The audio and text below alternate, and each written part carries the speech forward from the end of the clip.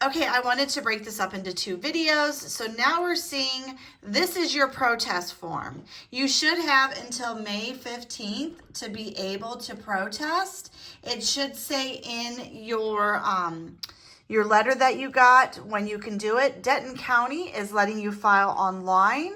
So if you live in Denton County, you can do it online. Check and see what your county does.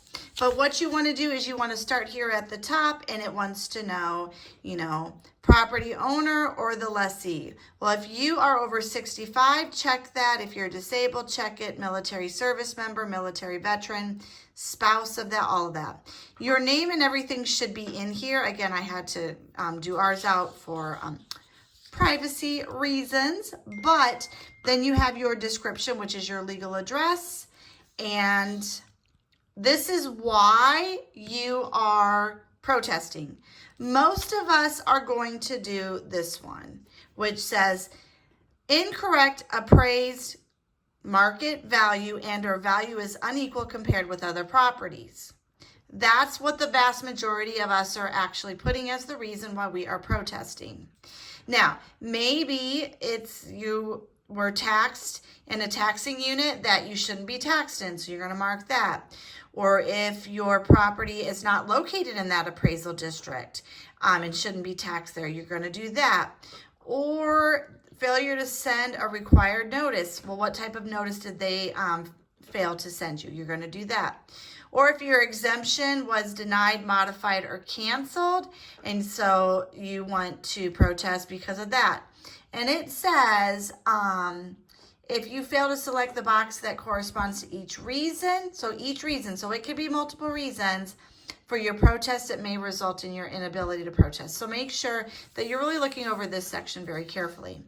Now, here is your value and your evidence. So what do you think the value is worth? Well, if they, said that your house went up 100,000 and you feel like maybe it only went up 25 or 50,000, then you're going to put that property value here. And then you're going to have to provide some sort of facts that you're going to give them to say, well, hey, you assessed my value up here way high, but I really feel it should be down here. And these are all the reasons why.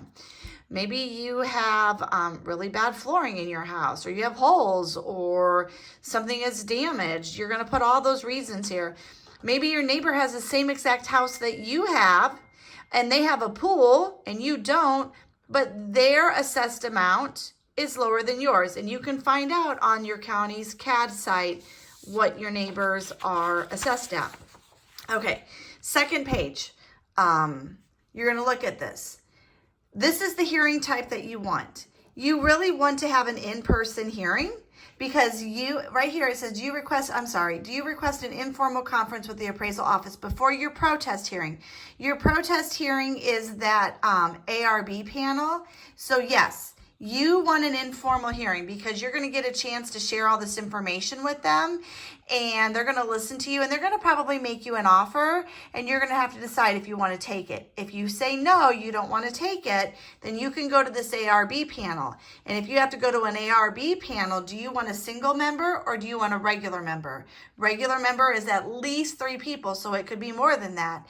And just know when you produce your evidence, if you make it to this ARB panel, and you provide your evidence and they say, well, let me give you an example. Let's say they have assessed you at $500,000. You feel your house is worth $450,000.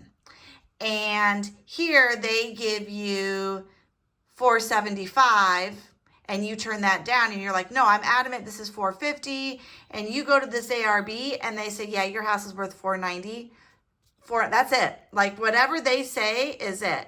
And if they go lower and they say, oh yeah, we agree, $450,000. Well, fantastic. You did better than this little one-on-one here. But if this one-on-one offer was better than what the ARB panel gives you, you can't go back. You have to accept this because you turned down their offer. So you have to decide if you want a single panel or if you want a regular panel. And then how do you intend to appear?